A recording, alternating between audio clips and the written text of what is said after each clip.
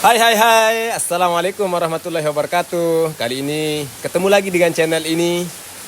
Dan jangan lupa like, share, komen, dan subscribe. Kali ini kita akan membahas tentang pendidikan sebagai alat dan perlawanan kekuasaan. Pendidikan telah lama dipandang sebagai salah satu instrumen utama dalam pembentukan dan pembaruan sosial. Tidak hanya dalam konteks individual, tetapi juga kolektif. Namun, tidak dapat dipungkiri bahwa pendidikan seringkali digunakan sebagai alat untuk mempertahankan kekuasaan dan dominasi kelompok tertentu. Pendidikan dalam berbagai bentuk dapat dipengaruhi oleh kepentingan politik, ekonomi, dan ideologi yang ingin mempertahankan status quo.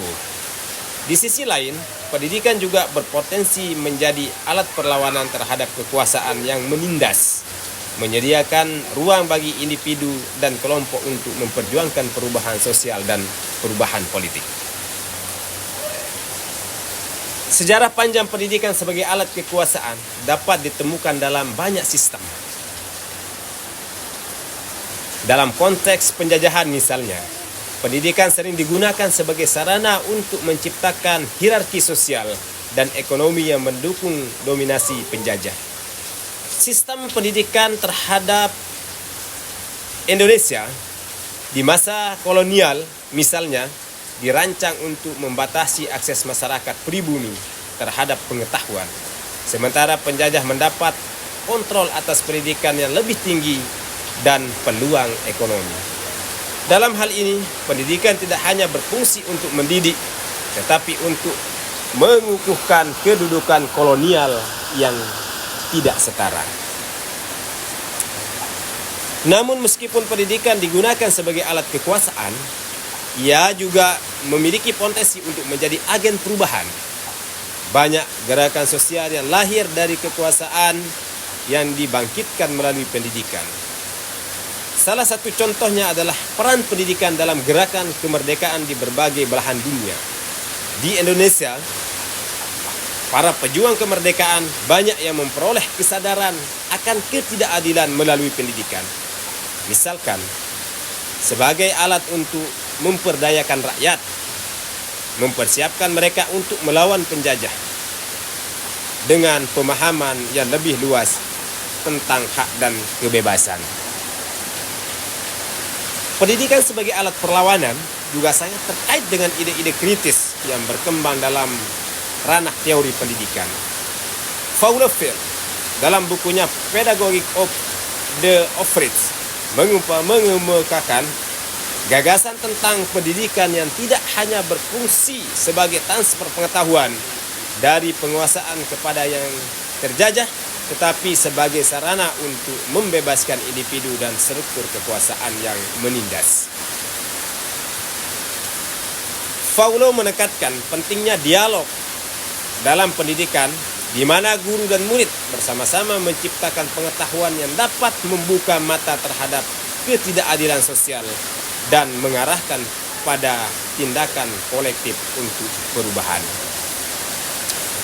Namun dalam kenyataannya, pendidikan seringkali masih dikendalikan oleh kekuatan politik dan ekonomi yang lebih besar.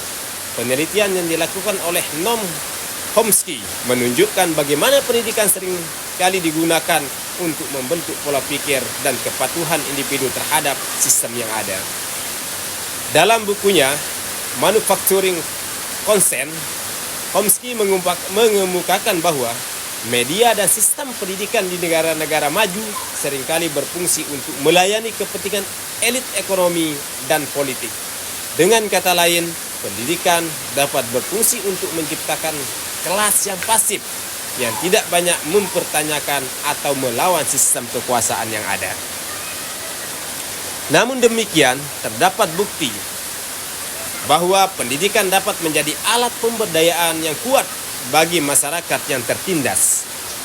Penelitian yang dilakukan oleh UNESCO menunjukkan bahwa akses yang lebih besar terhadap pendidikan, khususnya pendidikan tinggi, dapat meningkatkan tingkat kesadaran politik dan memperkuat partisipasi masyarakat dalam proses berdemokrasi.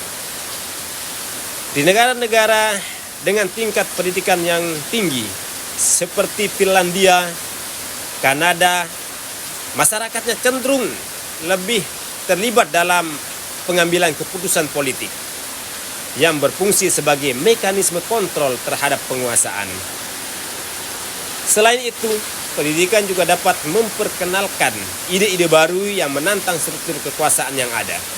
Misalnya, pendidikan dalam ilmu sosial dan humaniora dapat memperkenalkan individu pada teori-teori kritis yang mengajarkan mereka untuk mempertanyakan otoritas dan struktur sosial yang ada. Dalam banyak kasus, pengetahuan menjadi dasar bagi gerakan-gerakan sosial yang menuntut perubahan. Seperti gerakan hak sipil di Amerika Serikat pada tahun 1960-an. Pendidikan juga memiliki dampak positif dalam memperjuangkan kesetaraan gender dan ras. Dalam banyak penelitian yang dilakukan di negara-negara berkembang, perempuan yang memiliki akses terhadap pendidikan lebih cenderung terlibat dalam kegiatan politik dan ekonomi serta memiliki peluang untuk melawan. Sebagai contoh, menurut laporan World Bank, setiap tambahan tahun pendidikan bagi perempuan dapat meningkatkan pendapatan mereka hingga 10%. Yang tadi hanya memberi dampak ekonomi, tetapi juga memberdayakan mereka untuk menuntut hak-hak mereka di ruang publik. Secara keseluruhan, pendidikan merupakan kekuasaan ganda. Ia bisa digunakan untuk sebagai alat kekuasaan oleh penguasa untuk mengendalikan masyarakat, tetapi juga bisa berfungsi sebagai sarana perlawanan. Oleh karena itu, pendidikan